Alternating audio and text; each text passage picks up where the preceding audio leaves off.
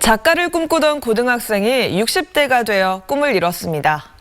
식당을 운영하면서 개인 온라인 계정에 틈틈이 글을 써둔 게 어느 편집자의 눈에 띄어 책으로 나왔는데요. 이웃을 향한 따스한 시선과 솔직한 문체가 인상적입니다. 쓰지 않으면 죽을 것 같아서를 쓴 이해숙 작가 이야기 들어봤습니다. 책 쓰지 않으면 죽을 것 같아서 저자 이해숙 작가 만나보겠습니다. 안녕하세요. 안녕하세요. 저희가 지금 작가님 식당에서 이렇게 만나고 있잖아요. 어떻게 식당을 운영하다가 작가가 되셨는지 궁금합니다.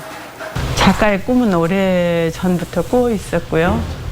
그 중간에 식당을 하면서 이게 내가 할 일인가.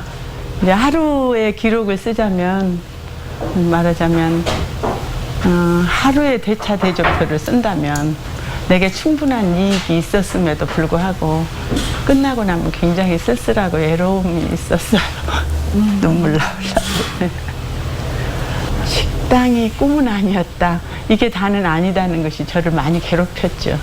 원래 개인 SNS 계정에 글을 올리다가 이게 책으로 나온 거잖아요. 그 나온 사연도 굉장히 독특하던데 어떻게 된 건가요? 여기에서 가장 빠르고 쉽게 생각을 정리할 수 있는 게 SNS였어요. SNS에서 꾸준히 글을 썼더니 어떤 교수님이 글항아리 편집장한테 귀뜸을 한 거예요. 이분의 글을 한번 주목해보라. 그래서 그 글항아리 편집장님께서 한 1년을 지켜보시다가 저한테 연락을 하셨어요. 책을 내주겠다. 그래서 책이 나왔습니다. 책 제목이 쓰지 않으면 죽을 것 같아서입니다. 이게 어떤 의미가 있나요? 그 책을 내는 과정에서 편집장님과 대화를 좀 많이 했어요.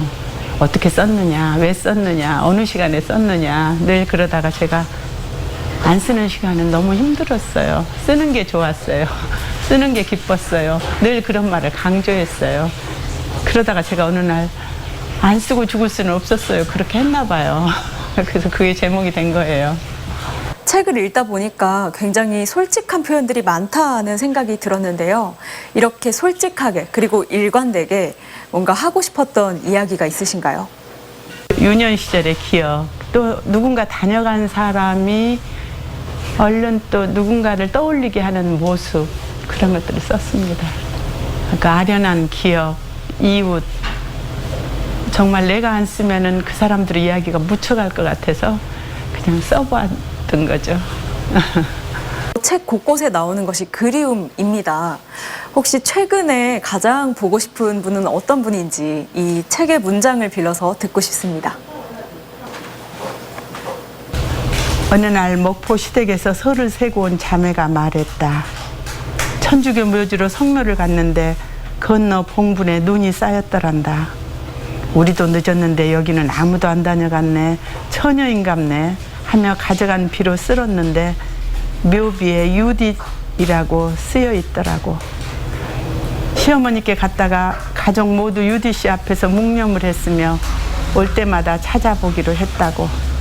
유딧은 그렇게 우리에게 소식을 전한 걸까? 작가로서 앞으로의 계획이 어떻게 되시나요? 저는 원래 소설을 쓰고 싶었어요. 그래서 지금 SNS에 소설을 연재하고 있고요.